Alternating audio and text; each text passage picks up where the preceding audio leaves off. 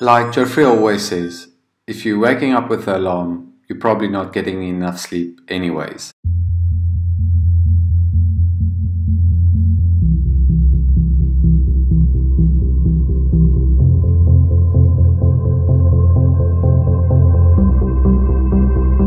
Whatever gets you going in the morning, do that. If that means playing your favorite song and a strong cup of coffee, well, do that. And once all of that is done, we come to the best part. Routine before food, work before pleasure, and just like that, to keep a good routine going, I believe it should start within 15 minutes of waking up.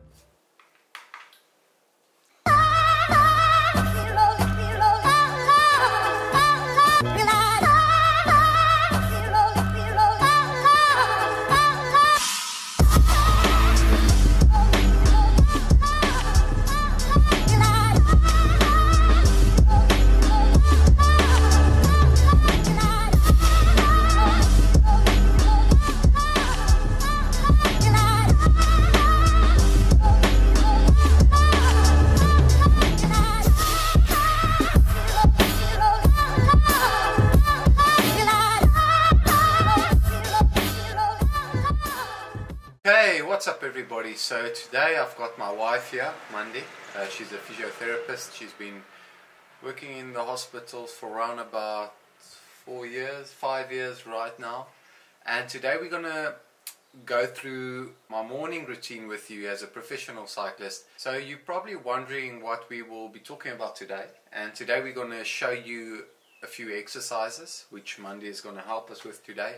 And these exercises are mainly to activate the body in the morning before you go smash your intervals. So the main purpose of these exercises are mainly to improve your full body mobility, be more flexible, get more blood flow to the muscles, prevent injury, improve your posture and stability on the bike.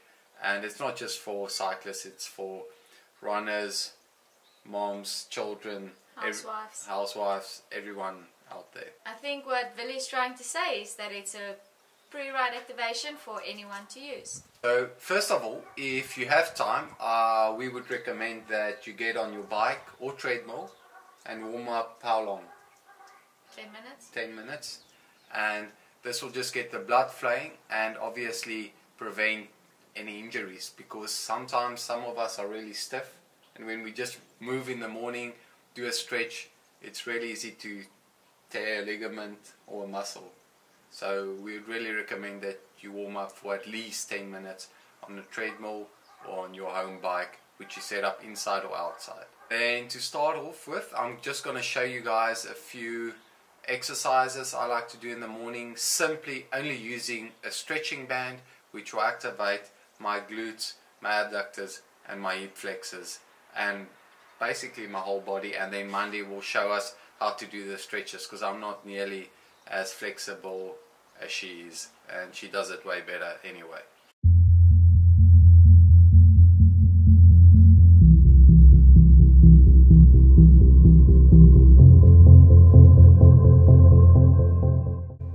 So the first exercise is actually very simple. I simply use a 2 euro stretching band, which I tie to whatever I can find in the house or outside, and I just start to warm up my quads, my abductors and my hip flexors. And as you can see, I'm focusing on pulling my quads and leg up in a straight line, in a 90-degree hip angle, and obviously this also gives me stability in the right leg and in the left leg.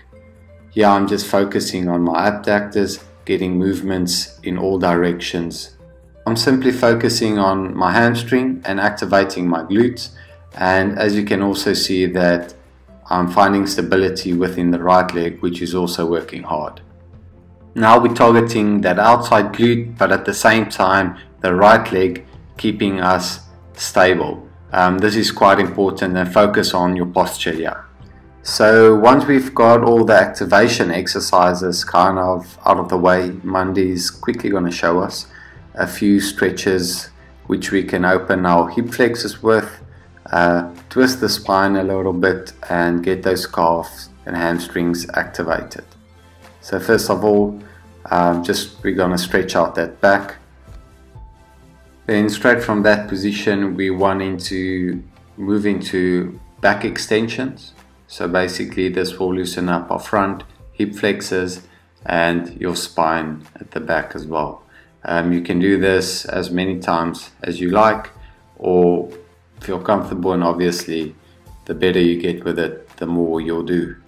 Then we're going to move into downward facing dog and then bring your right leg forward to go straight into opening those hip flexors, because we're really going to target them. As you can see, Amandi's got her hands on the inside.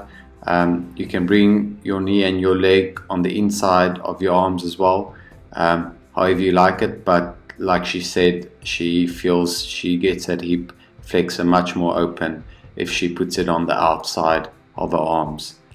So as you get more familiar with the stretches and the exercises, you can take it to that next step, and obviously here we're gonna open up our chest, get that arms nice straight diagonally up and lift, and this will really target those quads, the abductors and the inside of your hip flexors.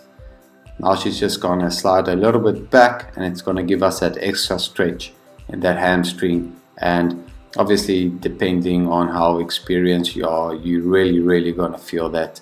And now she's basically just going to do the same on the other side. And as you get stronger with these exercises and more flexible, you'll be able to keep these positions for a longer period of time and obviously become very experienced with them. But we are all at different levels, and it might take some of us a few weeks, a few months, and some people over a year. And now we're going to stretch out those glutes on the side even more. And as you can see, Mandy's pushing hard with her right arm backwards and pulling with the left arm. So she's basically twisting her spine as well. And now she's just going to do it basically the same on the other side. And as you can see, the right arm pulling that glute back, the left arm moving in the opposite direction, twisting the spine. And that will really open up your spine as well. This is also basically the same, but just kind of in a little bit of a different position, where she's basically also opening up her glutes on both sides, and we're really targeting those glutes and those hip flexors in this exercises. Now going on to the next stretch is we're gonna keep our spine up in a straight line. Lift your hands as well as you can, and as you can see, Mandy's legs are positioned in a position where she's stretching out her abductors. So that's almost basically like a baby split. For those of us who can't split, this is a good way to start. And we're almost done with all the stretching by now. So finally, we're just gonna open up our hips even further, where our femur head is planted in. And this will just give us greater mobility within our hips and gluteus area. And obviously we're targeting all the muscles that cyclists mostly use. Yaman is going into downward facing dog, and she's basically just stretching out her hamstrings and stretching out her spine. And we're basically done for the day. And these are exercises you can use on a daily basis. Hey, thanks Mandy for being on the channel today, and I hope a lot of people will learn a few things out of this and the real importance of it. I would recommend everyone to find their own daily stretching routine, because you don't want a body that's like cement at the age of 30.